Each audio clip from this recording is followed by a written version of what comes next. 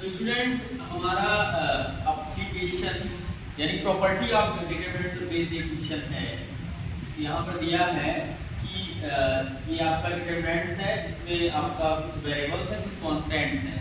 हमको ये प्रूव करना है कि x = 1 इसका एक रूट है। ठीक है, तो हम बहुत मतलब x बराबर 1 की वैल्यू को पुट करके यानी कि वेरिफिकेशन मेथड जहां पर हम ऑप्शन से ही आंसर की तरफ पढ़ते हैं उस मेथड से हम इसको प्रूव करना चाह रहे हैं। तो हम मानते हैं x = 1 पे इसकी वैल्यू अगर 0 आ जाएगी तो डेट श्योर है इसका रूट होगा। तो एक बार x बराबर 1 यहाँ पर हम प्रूव करते हैं। सबसे पहले हम लेते हैं LHS, हम लेते हैं LHS। LHS हमारा क्या है, x + 1 3 5 2x + 2 5 and 2 3 और x + 14 x = 1। x के प्लेस से हम 1 रख देंगे और अगर 1 रखने के बाद हमारा राइट साइड आ गया 0 तो डेट श्योर है x = 1 यानी कि x - 1 इसका एक फैक्टर होगा यानी कि x = 1 इसका एक रूट होगा। तो देखते हैं तो यहाँ पे क्या होगा, x के प्लेस में 1 रखिए तो 1 + 1 और यहाँ पे 3 और ये 5।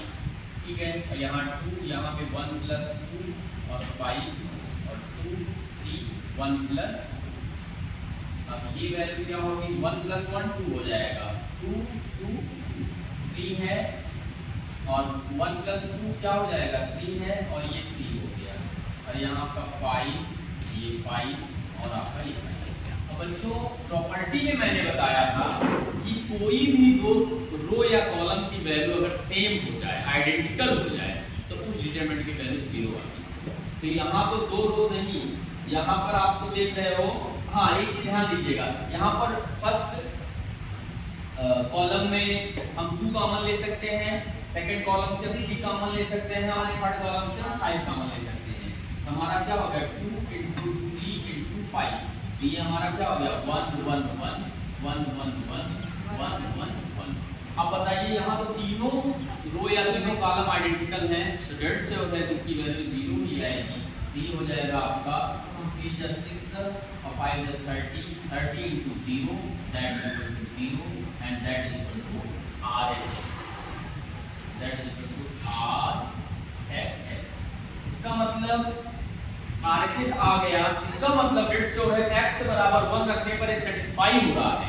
और आपको पता है किसी भी क्वेश्चन में अगर वेरिएबल की कोई भी वैल्यू उस इक्वेशन को सेटिस्फाई करती है तो डेट श्योर है कि वो वेरिएबल की वैल्यू उसका रूट कहलाती है। सो तो आप यहाँ लिख सकते हो सो x = 1 is the root of given equations, given set of equations, given system of equations। ठीक है, जिसका डिटरमिनेंट फॉर्म यहाँ पर दिया गया है। इस तरह से हमारा ये आंसर आ गया और ये प्रूव हो गया है। तो ये बहुत इजी कोई मेथड है और भी तरीके से हम इसको प्रूव कर सकते हैं, लेकिन उसमें क्या होगा लेंथी प्रोसेस हो जाएगा। तो यहाँ पर हम उसी वैल्यू को एक ले करके और फिर निकालने का प्रोसेस करेंगे, बहुत आसानी से लग जाएगा। और ये क्वेश्चन बच्चों बोर्ड में करीब 4 टाइम से क्वेश्चन आया है, very important very crucial question है। तो यहाँ पर आप ध्यान दीजिएगा। उम्मीद करते हैं आपको समझ में आया।